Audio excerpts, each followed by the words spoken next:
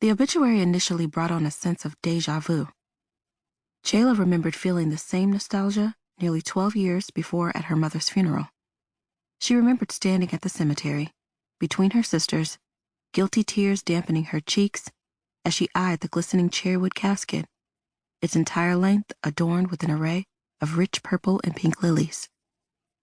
She remembered the sun being excruciatingly hot as it beamed down on her all-black dress, and her poor sister, Jackie's voice hitching and wavering throughout the entire eulogy as she sobbed repeatedly.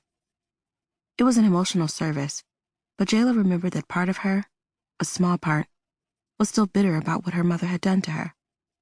Because of that, she didn't allow herself to feel sadness.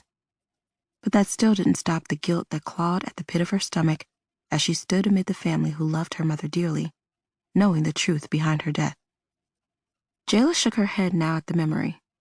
She swallowed hard as she stared at the woman's face on the paper, a mixture of anger and sadness, causing tears to sting the corners of her eyes.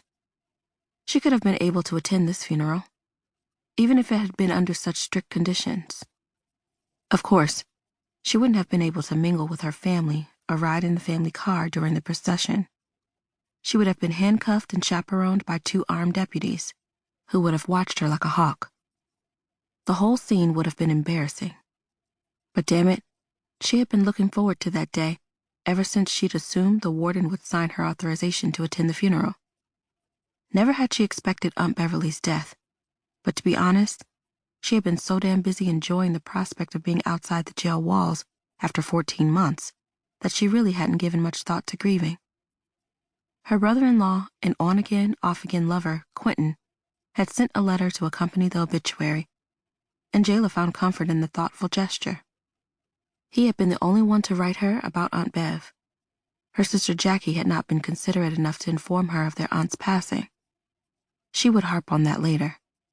For now, she needed to see a certain prison guard.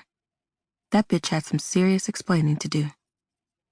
Jayla threw her feet over the side of the top bunk and hopped down off the hard mattress. Confinement had turned her once glowing skin ashen brown and had sharpened her soft features.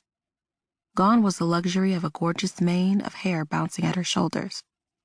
Jayla's natural tresses and high ponytail had become just as much a part of her as the hideous jail uniform.